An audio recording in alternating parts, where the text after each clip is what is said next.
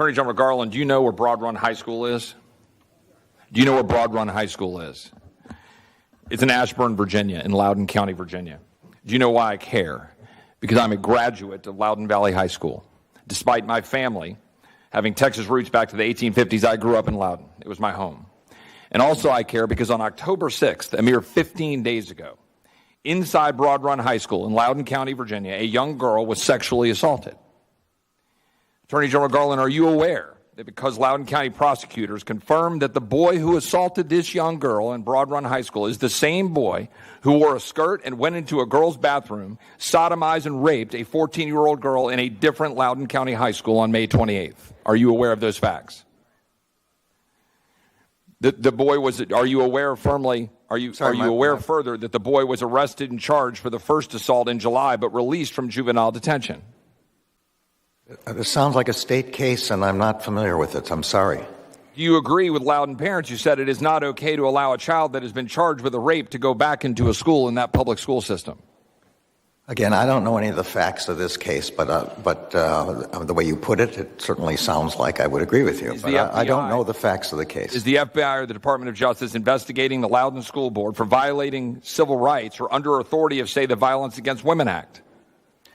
I don't believe so, but I don't know the answer to that. I'd ask why not, because on June 22nd at a school board meeting in Loudoun County, Virginia, the superintendent, Scott Ziegler, declared in front of the father of the girl who had been raped that the predator, transgender student, or person simply does not exist. And that to his knowledge, we don't have any records of assaults occurring in our restrooms.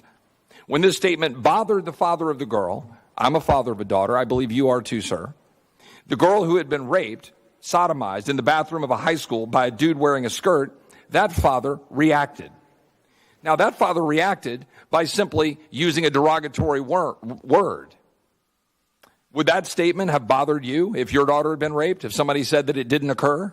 Again, I don't know anything about the facts of this case, but derogatory words are not what my memorandum is about. Well, the victim's mother is heard on a cell phone video telling the crowd what happened. My child was raped at school, she said. Behind her, the victim's father is seen being arrested, bloodied. This arrest of a 48-year-old plumber became the poster boy for the new domestic terrorism the Biden administration, the administration in which you serve, has concocted to destroy anyone who gets in the way. As the ranking member said, the National School Boards Association wrote a letter to the president citing Smith's case. We all know this to be true. Attorney General, do you believe that a father attending a meeting, exercising his First Amendment rights, and yes, getting angry about whatever lies are being told about his daughter being raped in the school he sent her to be educated in, that this is domestic terrorism? Yes or no? No, I do not think that parents getting angry at school boards for whatever reason constitute domestic terrorism. It's not even a close question. To be clear, even if there's a threat of violence, do you believe that it is domestic terrorism that the FBI has the power to target American citizens in local disputes because a father gets mad? Now, I'm not saying Mr. Smith did that. In fact, he didn't. I can tell you how I sure as hell would have reacted. Mr. Smith should be given a medal for his calm to be able to hold back his anger. Are you aware that Loudoun County failed to report this sexual assault according to state law?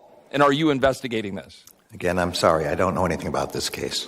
Are you aware that the Virginia General Assembly, run by Democrats, voted for and Democrat Governor Ralph Northam signed a bill allowing schools to refrain from reporting instances of sexual battery, stalking, violation of a protective order, and violent threats occurring on school property? Is the FBI investigating how this may conflict with the Violence Against Women Act or conflict with your own domestic terrorism efforts? I don't know anything about the Virginia legislation. Do you agree with the following statement? As a father or as a cabinet member, quote, you don't want parents coming into every different school jurisdiction saying that this is what should be taught here and that this is what should be taught here.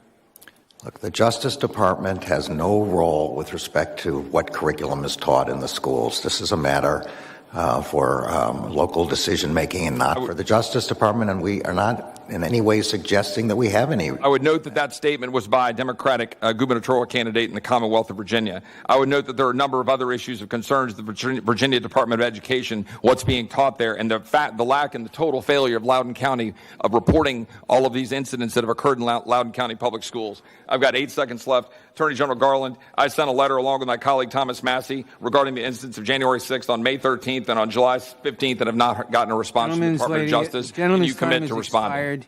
Gentleman's time has expired, Ms. Bass.